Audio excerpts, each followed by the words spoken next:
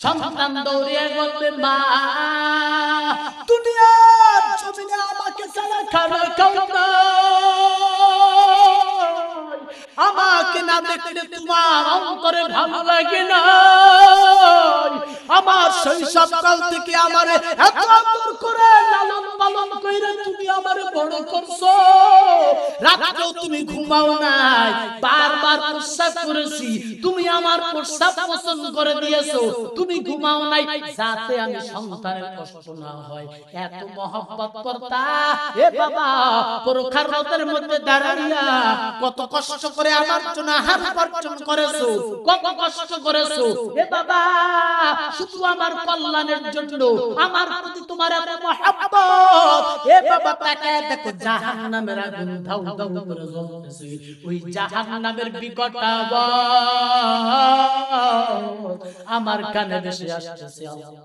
বাবা, ওই মা ওই জাহান্নামের আযাব সহ্য করার ক্ষমতা নাই, আমাকে একটু বাঁচাও।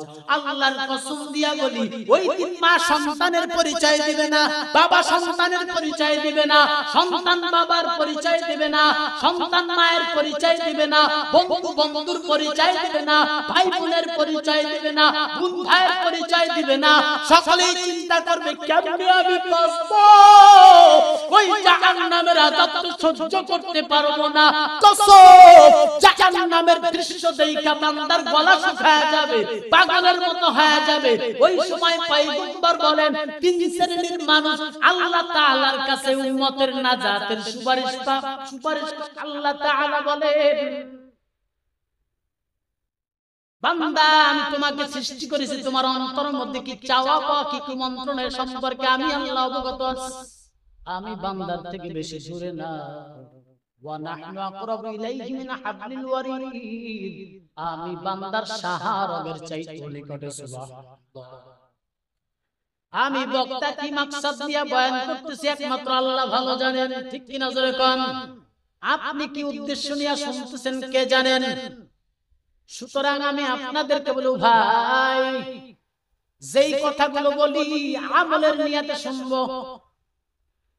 আমি যে আয়াতে কারিমা তেলাওয়াত করেছি সূরা আল ইমরান থেকে, আল্লাহ বলেন, আল্লাহ তাআলা বলেন, ওয়াসারিউ ইলা মাগফিরাতিন মির রাব্বিকুম ওয়া জান্নাতিন আরদুহাস সামাওয়াতু ওয়াল আরদু উ'iddat লিল মুত্তাকিন।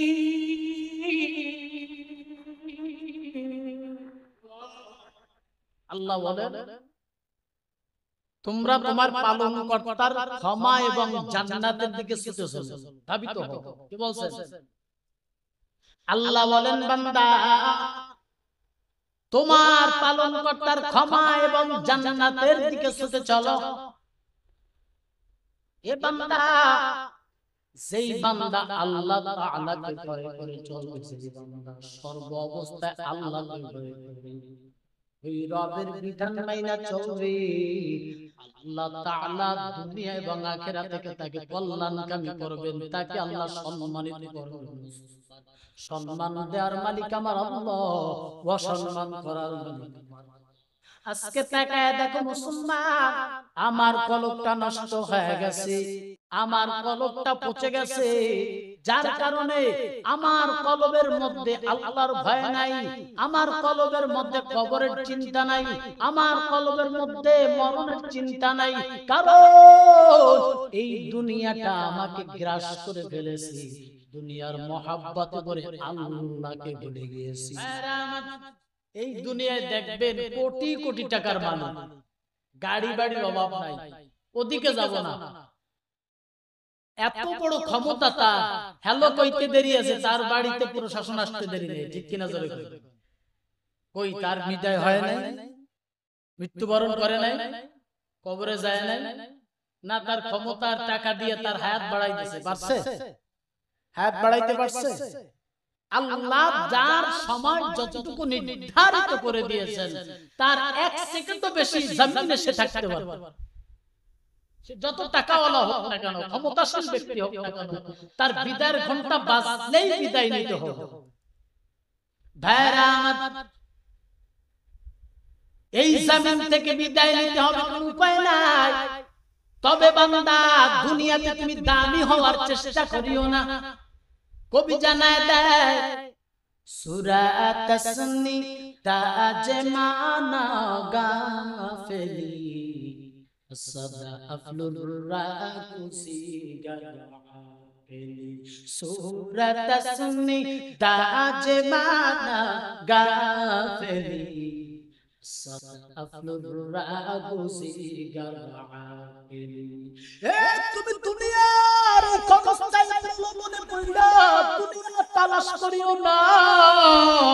এ বান্দা ওই যে সিন্ধুকের ভিতর থেকে হীরা মণি তুমি খুঁজিয়া লও। এই দুনিয়ার পিছনে দৌড়া ক্ষমতায় জিন্দেগি, এই দুনিয়ার সম্পদ তোমার জন্য অস্থায়ী, এই দুনিয়ার স্ত্রী তোমার জন্য অস্থায়ী, এই দুনিয়ার বাড়ি গাড়ি তোমার জন্য অস্থায়ী, এই দুনিয়ার ক্ষমতা তোমার জন্য অস্থায়ী। কিন্তু বান্দা আখিরাত তোমার জন্য চিরস্থায়ী, জান্নাত তোমার জন্য চিরস্থায়ী। মনে রাখতে হবে জাহান্নামও চিরস্থায়ী। তবে বান্দা এই দুনিয়ার পিছনে দৌড়াইও না। যার পিছনে দৌড়াইলে তুমি ইহকালও কল্যাণকামী, পরকালীন জীবনও কল্যাণকামী, সেদিকে দৌড়াও বান্দা। দুনিয়ার পিছনে যত দৌড়াইবা দুনিয়া ধরা দিবে না, বরং তোমার হয়রান করবে। পরিশেষে শূন্য হাতে চলে যাবে। ভাইরা আমার, বাবাজিরা আমার, ঈমান বড় দৌলত, ঈমান বড় দাবি। আল্লাহ তাআলা মুমিন বান্দা বান্দীদেরকে বিভিন্ন ভাবে পরীক্ষা করেন। আল্লাহ বলে ওয়ালা নাবলুওয়ান্নাকুম বিশাইইন মিনাল খাউফি ওয়াল জু'i ওয়া নাকসিম মিনাল আমওয়ালি ওয়াল আনফুসি ওয়াত তামারাত ওয়া বাশশিরিস সাবিরিন।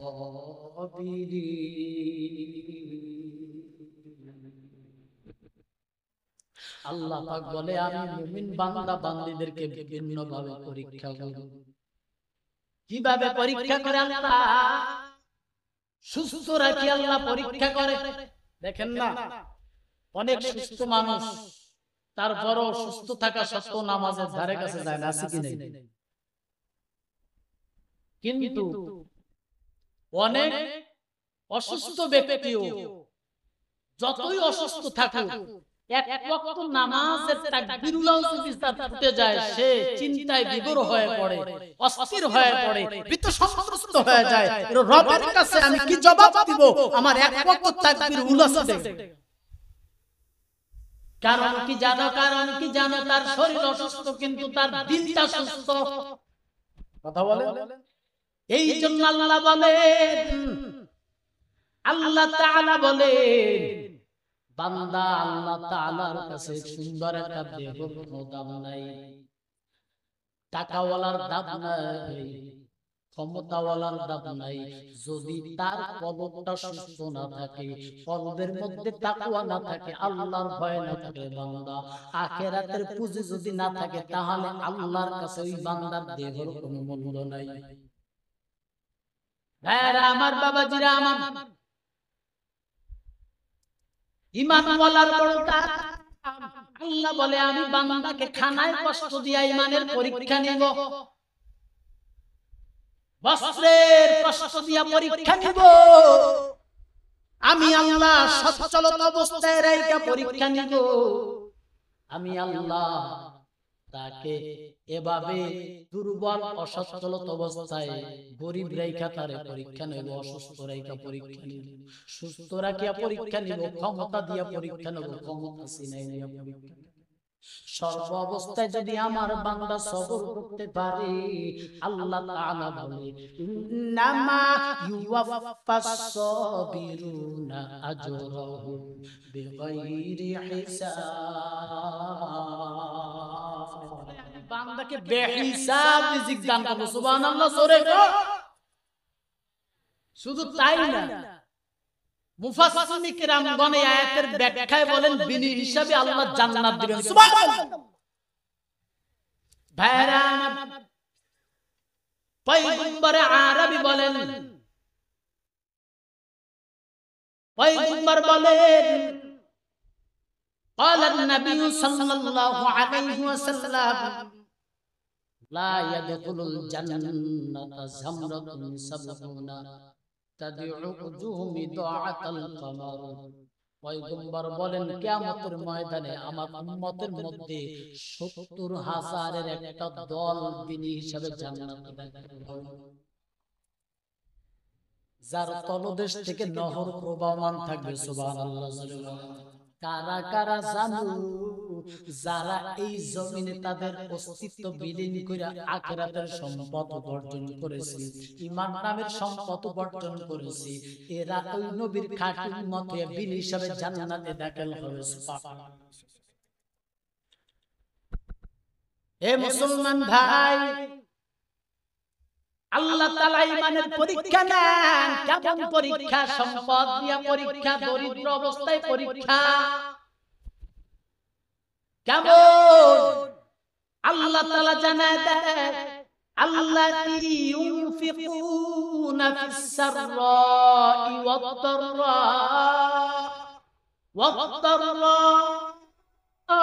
والكاظمين الغيظ والعافين عن الناس والله يحب المحسنين।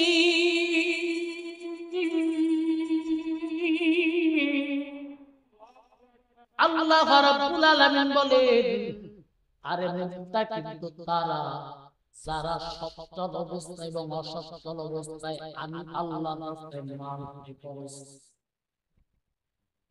তাদের রাগকে সংবরণ করে রাখে, রাগকে নিয়ন্ত্রণ করে রাখে, মানুষের প্রতি দয়া করে। আল্লাহ বলেন মুত্তাকি তারা বান্দা, সচ্ছল অবস্থায় যিনি থাকবে ওই বান্দা তার উপার্জিত মাল থেকে আমি আল্লাহর রাস্তায় ইখলাসের সাথে সাদাকা করবে, মালকে খরচ করবে। এরে বান্দা, এখানে মাল খরচ করার কথা বলা আছে, কিন্তু ব্যাখ্যায় শুধু মাল খরচ করা নয়, অর্থাৎ আল্লাহর রাস্তায় সময়কেও যে ব্যয় করবে, জানকেও যে ব্যয় করবে। যেমন যারা আল্লাহর রাস্তায় সময় ব্যয় করবে, অর্থাৎ তার আল্লাহর রাস্তায় সময় ব্যয় করে দ্বীনের দাওয়াত দিবে, মানুষকে হক সত্যের আহ্বান করবে, সৎ পথের আদেশ করবে, এমন বান্দা, এই বান্দা অর্থ আল্লাহর রাস্তায় ব্যয় করবে। অসচ্ছল অবস্থায় যদি বান্দা আল্লাহর রাস্তায় ব্যয় করে তার সাধ্য অনুযায়ী যতটুকু ক্ষমতা আছে, মনে করিও না আমি গরিব অসহায়, আমি আল্লাহর রাস্তায় দান করতে পারবো না, না না, এমন চিন্তা করিও না। তুমি অসচ্ছল, তোমার সাধ্য অনুযায়ী তুমি সাদাকা করবা, রব তোমার তাকওয়া দেখবে, তোমার দান দেখবে না, তোমার অর্থ দেখবে না।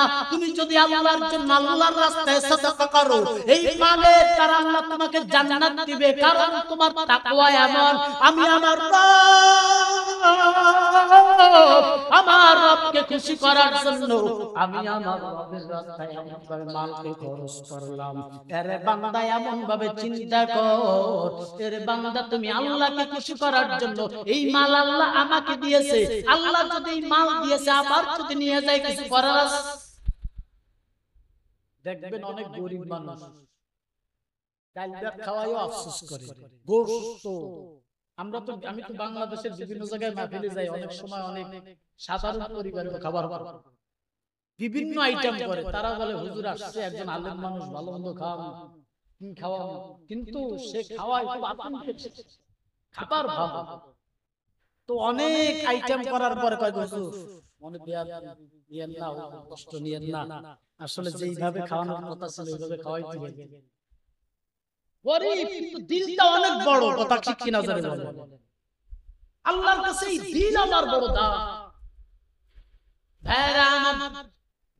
আর বান্দা কোটি কোটি টাকার মালিক, বাড়ির অভাব নাই, গাড়ির অভাব নাই, কয়েকশো মন পাট পায়, কয়েকশো মন ধান পায়, পোলা বড় ধান, কোনো কিছুর অভাব নাই। এই মাদ্রাসা থেকে যদি আসে বলে নিজেরাই পাই না, আবার তোমারে দেবো কেন?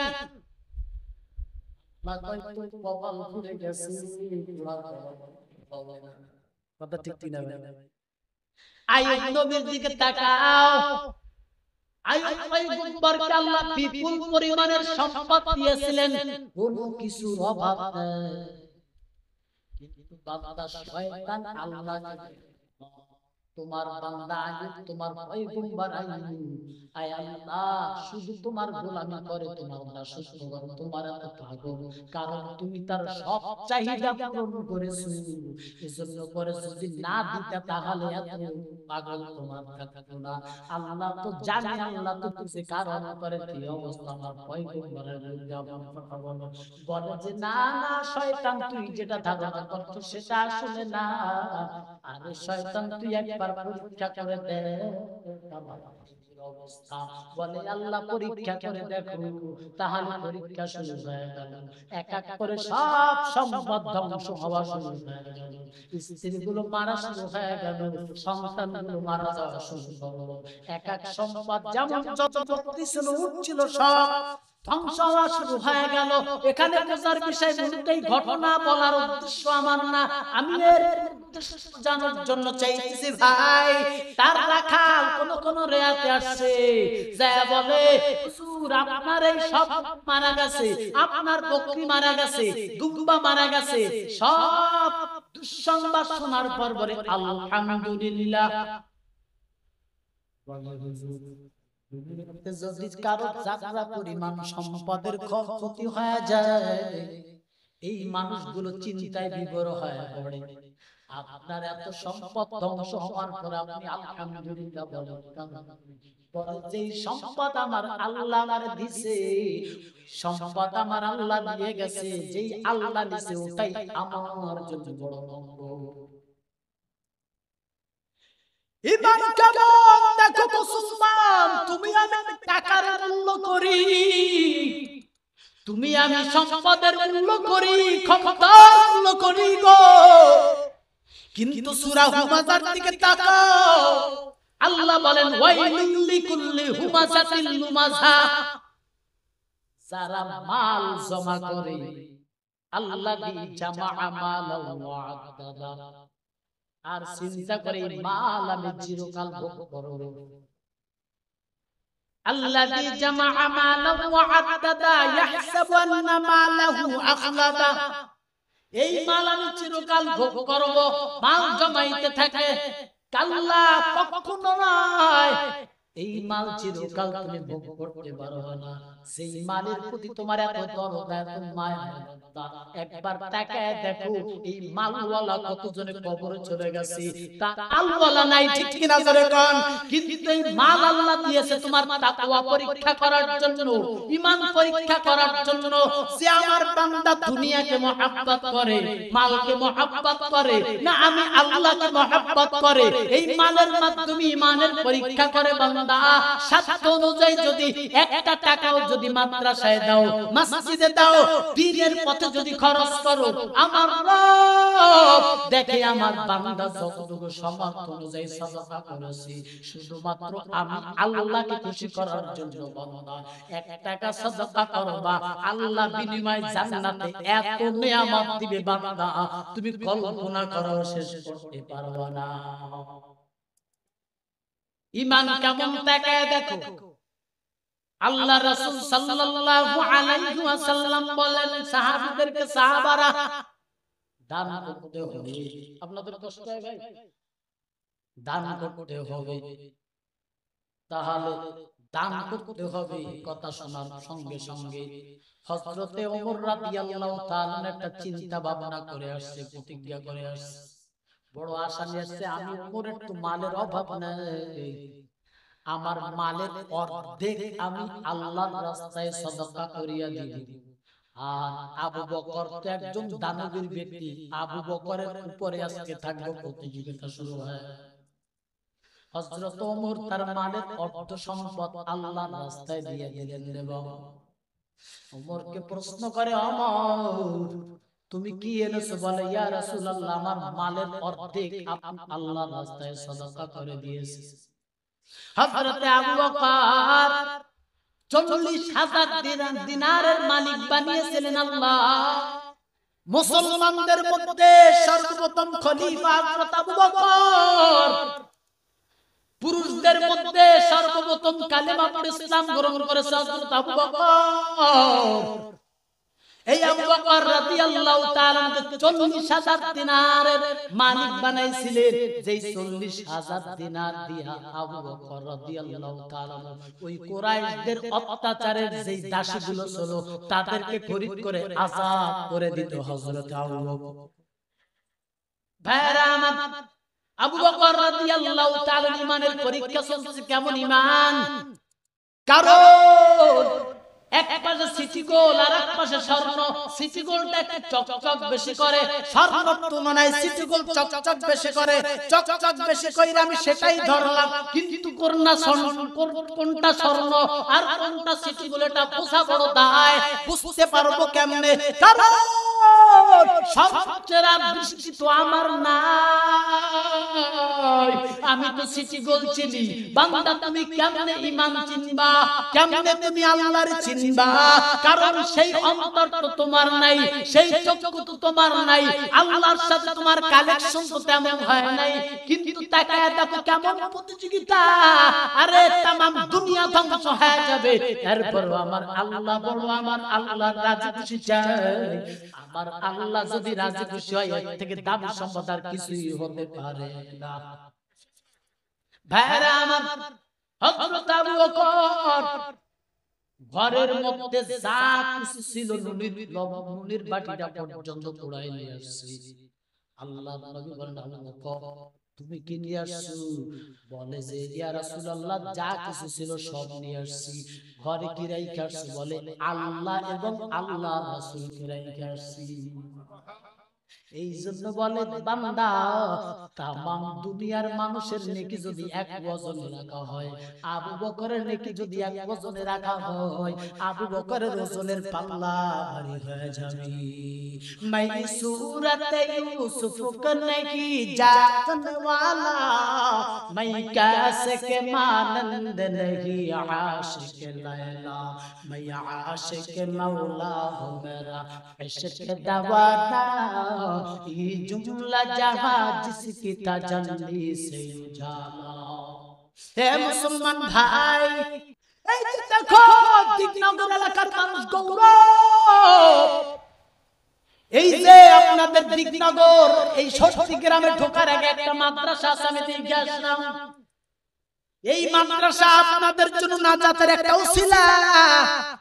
এই মাদ্রাসায় ঘর হয়েছে, মাদ্রাসায় ফ্যানের ব্যবস্থা আছে, শত শত তালিবুল ইলম এইখানে কোরআনের শিক্ষা অর্জন করে। বান্দা, এই ঘরের পিছনে যে আপনি ইট পায় করছেন আপনার অবদান, এই ঘর হয়েছে মাদ্রাসায় আপনার অবদান, এই মাদ্রাসায় ফ্যান হয়েছে আপনার অবদান, ছাত্ররা খানা নাই খানা খায় আপনার অবদান। লাভ কি আমার দুনিয়ায়? কিছুই না, কিছুই না। তবে লাভ একটা, এই কোরআনের হাফেজগুলো কিয়ামতের ময়দানে এত পাওয়ারফুল হবে, এত সম্মানী হবে। আল্লাহর রাসূল বলেন, ক্বালান নবী সাল্লাল্লাহু আলাইহি ওয়াসাল্লাম ওয়াশাফাআহু ফি 10 মিন আহলি বাইতিন কুল্লুহুম ক্বাদ ওয়াজাবাত লাহু নার। পয়গম্বর বলেন, একজন কোরআনের হাফেজকে এত বড় পাওয়ার দেওয়া হবে, এত বড় ক্ষমতা দেওয়া হবে। একজন কোরআনের হাফেজ তার রক্ত সম্পর্কিত দর্শনার্থীর জন্য নাজাতের জন্য আল্লাহর কাছে সুপারিশ করার অর্ডার পাবে। সুবহানাল্লাহ। এর থেকে দামি আর কি হতে পারে? বলে হুজুর আমার তো সন্তান নাই, আমি কেমনে এই সুপারিশ পাবো? আরে বান্দা তাকায় দেখো, তোমার তো সন্তান নাই, কিন্তু এই মাদ্রাসাটা যখন দেয় তুমি টাকা দিয়া না পারলেও তুমি উৎসাহ দিয়েছো, হুজুর করেন আল্লাহর ঘরের কাজ, আমি সাথে আছি। এই যে তুমি উৎসাহ দিয়েছো, এই উৎসাহ তোমাকে জান্নাতে পৌঁছায় দেবে, ঠিক কিনা? এই মাদ্রাসায় তোমার ফ্যানের বাতাস খায় ওই ইলম শিখে বান্দা, আর এই ফ্যানের বাতাস খেয়ে ইলম শিখে তুমি ঘরে বসে বসে, মাঠে বসে বসে, ব্যবসা প্রতিষ্ঠানে বসে, চাকরি অফিসে বসে তুমি এই ইলমের সওয়াব তোমার আমলনামায় লেখা হয়। কিয়ামতের ময়দানে কঠিন মুসিবতের সময় তিন শ্রেণীর মানুষ আল্লাহ তাআলার কাছে সুপারিশ করার সুযোগ পাবে। কয় শ্রেণীর? يشفع يوم القيامة ثلاثة الأنبياء مع العلماء ثم الشهداء أو كما قال النبي عليه الصلاة والسلام পয়গম্বর আরবি বলেন কিয়ামতের ময়দানে তিন শ্রেণীর মানুষ সুপারিশ করার সুযোগ পাবে আল্লাহর কাছে। কোন সময়? ওই কিয়ামতের ময়দানটা যখন ভয়ঙ্কর রূপ ধারণ করবে বান্দা, ইয়াউমা ইয়াফিরুল মারউ মিন আখিহি ওয়া আবিহি ওয়া সাহিবাতিহি ওয়া বানি। ওই দিন সন্তান মায়ের থেকে পালায়ন করবে, মা সন্তানের থেকে পালায়ন করবে, কেউ কারো পরিচয় দিবে না। সবার মনে একটাই চিন্তা, কেমনে আমি জাহান্নামের আযাব থেকে বাঁচব রে বাবা। সন্তান দৌড়িয়ে বলবে, মা দুনিয়ার জন্য আমাকে ছাড়া খাবে কাউকে, আমাকে না দেখলে তোমার অন্তরে ভালো লাগে না। আমার শৈশবকাল থেকে আমারে এত আদর করে লালন পালন কইরে তুমি আমারে বড় করছো, রাতেও তুমি ঘুমাও নাই, বারবার প্রস্রাব করেছি, তুমি আমার প্রস্রাব পছন্দ করে দিয়েছো, তুমি ঘুমাও নাই, যাতে আমি সন্তানের কষ্ট না হয়। এত মহব্বত করতা এ বাবা, পরখার রাতের মধ্যে দাঁড়াইয়া কত কষ্ট করে আমার জন্য আহার উপার্জন করেছো, কত কষ্ট করেছো এ বাবা, শুধু আমার কল্যাণের জন্য, আমার প্রতি তোমার এত মহব্বত। এ বাবা তাকায় দেখো জাহান্নামের আগুন ধাউ ধাউ করে জ্বলতেছে, ওই জাহান্নামের বিকট আওয়াজ আমার কানে ভেসে আসতেছে। বাবা ওই মা ওই জাহান্নামের আযাব সহ্য করার ক্ষমতা নাই, আমাকে একটু বাঁচাও। আল্লাহর কসম দিয়া বলি, ওই দিন মা সন্তানের পরিচয় দিবে না, বাবা সন্তানের পরিচয় দিবে না, সন্তান বাবার পরিচয় দিবে না, সন্তান মায়ের পরিচয় দিবে না, বন্ধু বন্ধুর পরিচয় দিবে না, ভাই বোনের পরিচয় দিবে না, বোন ভাইয়ের পরিচয় দিবে না। সকলেই চিন্তা করবে কেমনে আমি বাঁচব, ওই জাহান্নামের আযাব তো সহ্য করতে পারবো না। জাহান্নামের দৃশ্য দেখা বান্দার গলা শুকায় যাবে, পাগলের মতো হয়ে যাবে। ওই সময় পয়গম্বর বলেন, তিন শ্রেণীর মানুষ আল্লাহ তাআলার কাছে উম্মতের নাজাতের সুপারিশ করার সুযোগ পাবে।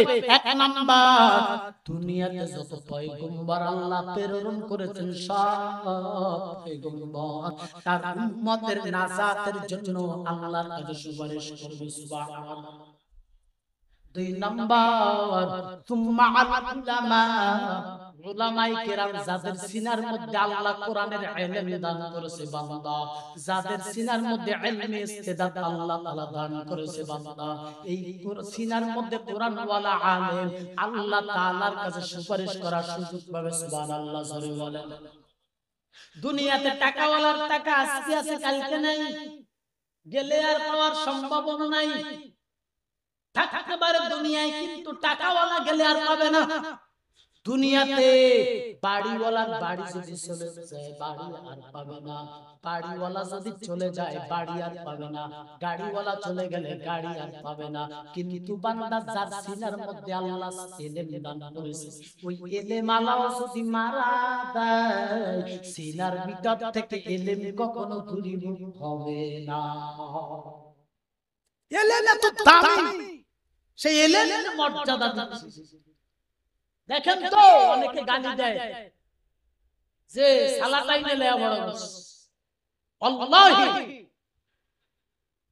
আল্লাহি আমি নিজে সাক্ষী। বললে হুজুর কেমন কথা বলেন?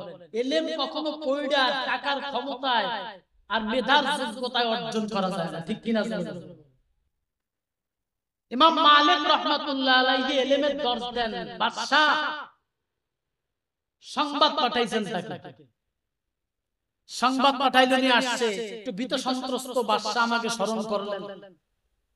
আসার পরে বলতেছে আমার ডাকছেন, বলছে আমি একটা বিষয় আপনাকে ডেকেছি, কি কারণ জানতে পারি? হ্যাঁ অবশ্যই, আপনি আমার ছেলেটাকে একটু ইলম শিক্ষা অর্জন করাবেন, তবে একটা শর্ত হলো আমার সন্তানটাকে আপনি একটু আলাদাভাবে পড়াবেন, আমার সন্তানটাকে একটু আলাদাভাবে পড়াবেন, বাড়িতে এসে পড়াবেন স্পেশাল।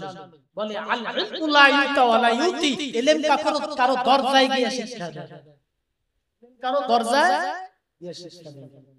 আরে ইলম শিখতে হলে নিজেকে ত্যাগ করতে হয়, বিলীন করতে হয়, সফর করতে হয়, তাকওয়া অর্জন করতে হয়। ইলম শিক্ষা অর্জন করতে হলে পরিশ্রম করতে হয়, মুজাহাদা করতে হয়, তাহলে আল্লাহ সিনার মধ্যে নেন। বলে যে ঠিক আছে, আচ্ছা আপনি আমার সন্তানকে একটু এতিম বাচ্চাদের থেকে একটু আলাদা করবেন। বলে আল ইলমু লা ইউতালা, ইলম কখনো দুনিয়ার গরীব থাকে না। সুবহানাল্লাহ।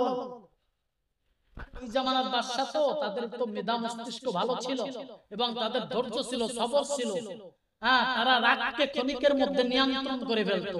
আর এখন তো বিরুদ্ধে কোনো আকাম কুকাম করলে, বিরুদ্ধে বললেই ক্ষমতার জোরে কয় কালকে সকালে করে খুঁজে পাওয়া যায়। কথা ঠিক কিনা জোরে? ইনসাফ এখন নাই, তখনকার ছিল। এজন্য ওই সময় শান্তিও বেশি ছিল। কথা ঠিক কিনা জোরে? তো এখন ঠিক আছে, আপনি যেভাবে সম্ভব সেইভাবে আমার সন্তানকে কোরআনের শিক্ষা দেন। ভাইরা আমার কষ্ট হইতেছে ভাই আপনাদের। হে মুসলমান ভাই, ইলম কত বড় দামি। এই যে মাদ্রাসা থেকে আসলেন, এই মাদ্রাসার মুহতামিম সাহেবের নাম কি? শাহ আলম সাহেব। ও দোস্ত আছে, আলহামদুলিল্লাহ। আমি বহুত আগে দেখে গেছি মাদ্রাসাটা কি জাকজমক হয়ে গেছে। মাঝে মাঝে তো খবর রায় না, বড় হুজুর তো আমার ছোট মানুষের খবর কম রায়, আমরা একটা রাখি বড় হুজুর। আলহামদুলিল্লাহ, এটাও ভালো, ঠিক কিনা? দোয়া করি, যখনই যাই দোয়া করি। এই আমার ভাইরা বাড়ি, এই যে মন্টু আমার ভাইরা, তো এই সুবাদে আল্লাহ আপনাদের এখানে আনছে, আলহামদুলিল্লাহ বলে। ভাইরা আমার, এই সন্তানগুলো আপনার জন্য সুপারিশ করবে। 3 নাম্বার, সুম্মা আশ-শুহাদা, যারা আল্লাহর রাস্তায় জীবন দিয়া শাহাদাত বরণ করবে তারা আল্লাহর কাছে সুপারিশ করবে। এরে মুসলমান, ওই কঠিন মুসিবতের সময় বান্দা একজন কোরআনের হাফেজ যখন দেখবে দিগনগরের একজন লোক জাহান্নামের দিকে ধাবিত হইতেছে, দেখার সঙ্গে সঙ্গে কোরআনের হাফেজ ডাক দিয়া বলবে, আল্লাহি, এটা আমার বানানো কথা নয়।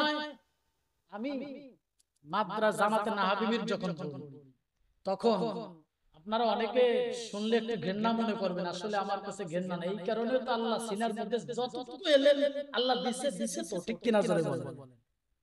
রাত 12টার সময় আমরা আমার জামাতের নাহাবিবির ছাত্র আর সরহের জামাতের ছাত্র, এই দুই জামাতের ছাত্র মিলে ওই সময় বাথরুম পাকা ছিল না, এরকম ভাবে টয়লেট থেকে একটা টিনের ঘরের চালে ডোরা বানায় না, ওই ডোরা দিয়ে পায়খানার সাথে ওই ট্যাঙ্কির সাথে সংযুক্ত থাকতো, ওখান থেকে মাত্র ওখান থেকে অর্থাৎ একটা কুকুর মতো।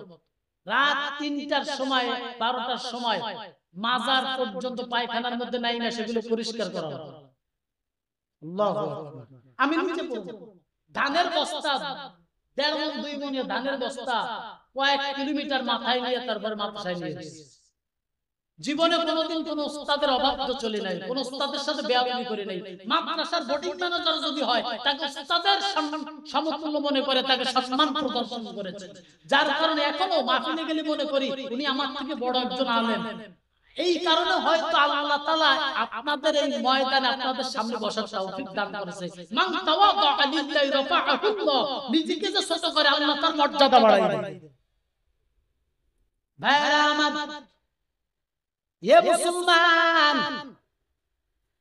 এই জন্যই যে মাদ্রাসা দিয়েছে আমার ছাত্র আবুল হাসান, ভালো একজন হাফেজ। এর আব্বার নাম শুনেন? এর আব্বার তো আপনারা সবাই চেনেন, ভালো মানুষ ছিল, আরে সবাই প্রশংসা করে, আল্লাহ তাকে জান্নাতের উচ্চ মাকাম দান করুন। তার সন্তানের আলহামদুলিল্লাহ বদরে আবুল হাসান ভালো একজন হাফেজ, একজন ওয়াইজ। দোয়া করবেন না সবাই? মাদ্রাসায় দিয়েছে ভাই, এই মাদ্রাসা হোক আপনারা আল্লাহর জন্য, আল্লাহর সন্তুষ্টির জন্য। কারা কারা রাজি হাত উঠান, হাত করেন দিল থেকে, হাত নামাই। এই মাদ্রাসা যদি আপনারা চান, এই মাদ্রাসা আপনার নাজাতের একটা উসিলা। হয়তো এই মাদ্রাসা করার জন্য অর্থের প্রয়োজন হবে, এই মাদ্রাসা করার জন্য আপনার সাহায্য প্রয়োজন হবে, আপনার সহযোগিতা প্রয়োজন হবে। বান্দা যদি চিন্তা করে একটা কোরআনের মাদ্রাসা যদি হয়, ওইখানে কোরআনের তেলাওয়াত যখন করা হবে, এই তেলাওয়াতের উসিলায় আল্লাহ তাআলা অত্র এলাকার কবরবাসীদের কবর আযাব আল্লাহ maaf করে দিবেন। সুবহানাল্লাহ।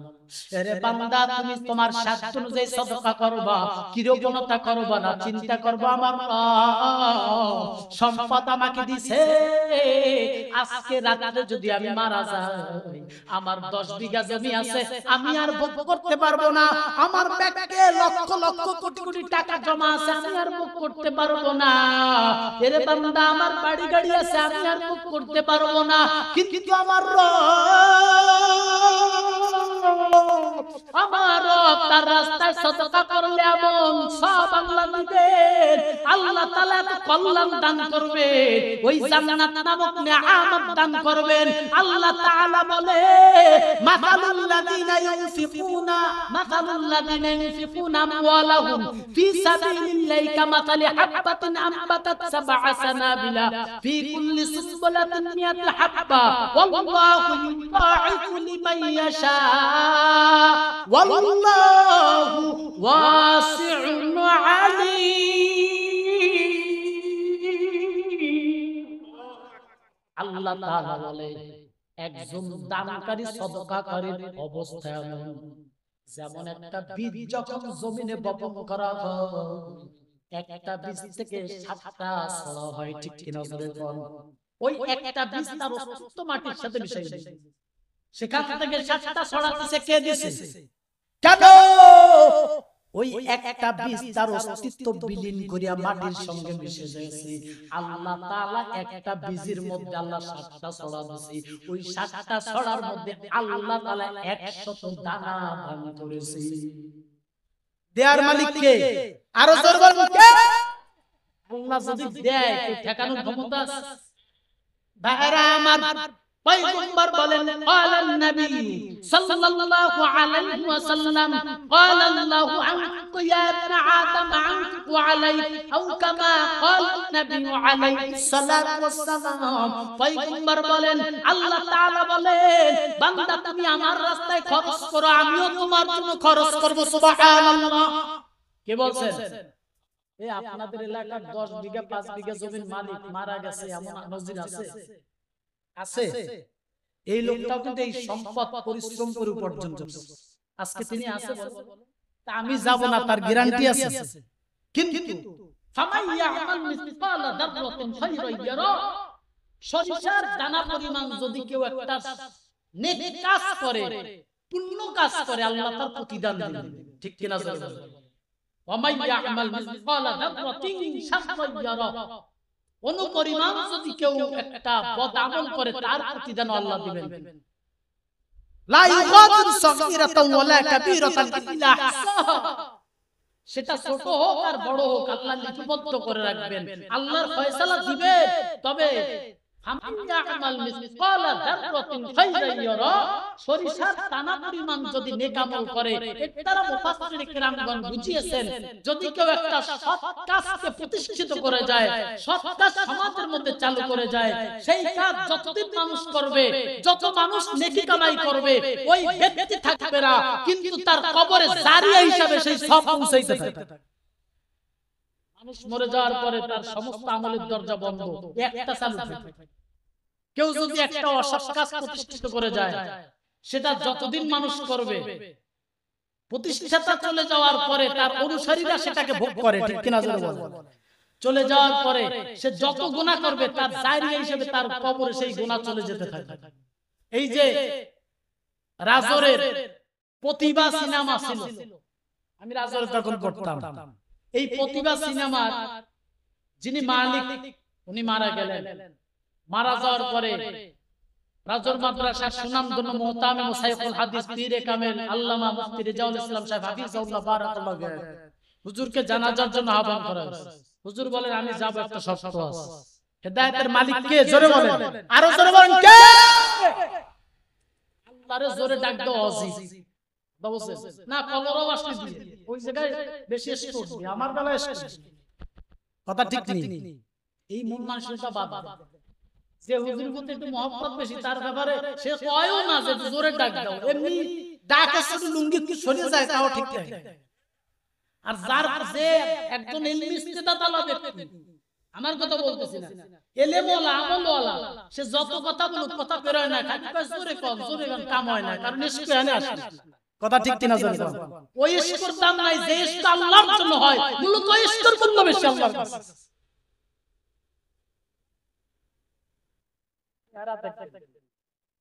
রাগ করছেন নাকি আমার? তা হুজুর বলতেছেন শর্ত আছে। কি শর্ত? যে তোমার এই যে বাবা এই জিনিসটা প্রতিষ্ঠিত করে রেখে গেছে চিরতরের জন্য, এই সিনেমা হল বন্ধ করতে হবে, রাজি আছো? বলে হ্যাঁ রাজি আছি। তখন উনি এই সিনেমা হল বন্ধ করার ওয়াদা অঙ্গীকার করেছেন। তখন জানাজার নামাজ সম্পাদন করার পর ওনার ভিতরে একটা জজবা আল্লাহ তাআলা দান করেছেন, আল্লাহর প্রতি একটা ভালোবাসা দান করেছেন, আল্লাহর আযাবের একটা ভয় তার অন্তরে ঢুকাই দিয়েছেন। সুবহানাল্লাহ জোরে বলো। বলে হুজুর আমি যে অঙ্গীকার করেছি এই অঙ্গীকারকে বাস্তবায়ন করার জন্য আপ্রাণ চেষ্টা করব। চেষ্টা করব কি করবই, সিনেমা হল বন্ধ, এখানে মার্কেট হবে, আপনার মাদ্রাসায় আমি প্রতি মাসে এই চাল দেব। সুবহানাল্লাহ। হেদায়েতের মালিক কে? আল্লাহ। আল্লাহ তাকে এর ছিলে maaf করে দিবেন। ভাইরা আমার, এই জন্য আপনাদেরকে বলি, এ দিকনগর এলাকার মুসলমান, অসংখ্য টাকাওয়ালা এই জমিন থেকে বিদায় নিয়ে চলে গেছেন বাবা। এই দিকনগর থেকে অনেক জমিওয়ালা জমিন থেকে বিদায় নিয়ে গেছে। একটা কথা না বললে নয়, এরপরে মূল আলোচনার দিকে যাও বান্দা। এই যে রাজুর মাদ্রাসায় পড়ার সময় এই যে ইসুফপুর মাঝখান দিয়ে একটা জায়গা আছে, এই এলাকায় এক ব্যক্তির নামে মহল্লার নাম রাখছে কলঙ্কা। শত শত বিঘা জমির মালিক, এ কয়েকশো মন পাট মৌসুমে পায়, ধান পায়, কোনো কিছুর অভাব নাই। মাদ্রাসা থেকে যদি কালেকশনে যায় এক মুঠ পাট বের করে দেয় আর মুসলিম ভাষায় কথাবার্তা বলে তাড়াই দিত। আরে বান্দা বলে নাই নাই, অথচ ঘরে পাটের অভাব নাই, ধানের অভাব নাই। দেখেন আল্লাহর কি খেলা, যাদের জন্য পরিশ্রম করে মাথার ঘাম পায়ে ফেলে, যাদের সুখের জন্য এত কষ্ট করতেছি, তার দ্বারা আমি কি পাইতেছি বান্দা? না দুনিয়া না আখিরাত। কিন্তু পরিশ্রম যদি আল্লাহ তাআলার জন্য করত, জান্নাত তার জন্য ওয়াজিব হয়ে যাইত। এ বান্দা ওই যে এক পাট দিয়েছে, এটা দিন থেকে যদি আল্লাহর সন্তুষ্টির জন্য দিত, ওটাই তার জন্য নাজাত উসিলা হয়ে যাইত। বান্দা যখন ওই লোকটা মারা যায়, মারা যাওয়ার পূর্বে এক সন্তানকে এক বিঘা জায়গায় বেশি লেখা দিয়ে গেছে। ওই সন্তানকে বেশি দেওয়ার কারণে ঢাকায় এক চাকরিজীবী এক সন্তান, তিনি ফোন করে বলে জানোয়ারের লাশ যে দাফন করবে তার ঘর নামায় ফেলে। আমরা সেখানে উপস্থিত, বাড়িতে এসে রান্নাও নিয়ে দাঁড়াছে, লাশ দাফন করতে পারবা না যতক্ষণ পর্যন্ত সমাধান না হয়ে যাবে। বুঝাইতে চাই, যার জন্য মাথার ঘাম পায়ে ফেলাইয়া নিজের অস্তিত্ব বিলীন করে দিল, আজকে তার দ্বারা এমন আচরণ বান্দা পাইছে, দুনিয়াতেও কেউ আপন না, আখিরাতেও কেউ আপন না। এজন্য আমার ভাইদেরকে বলি, কারা কারা আখিরাত চান, জান্নাত নামক নিয়ামত চান, কঠিন মুসিবতের সময় বিচারের কাঠগড়ার থেকে বাঁচতে চান, কিয়ামতের ময়দানে আলেমদের সুপারিশ কারা কারা পেতে চান, হাত উঁচু করে দেখাও।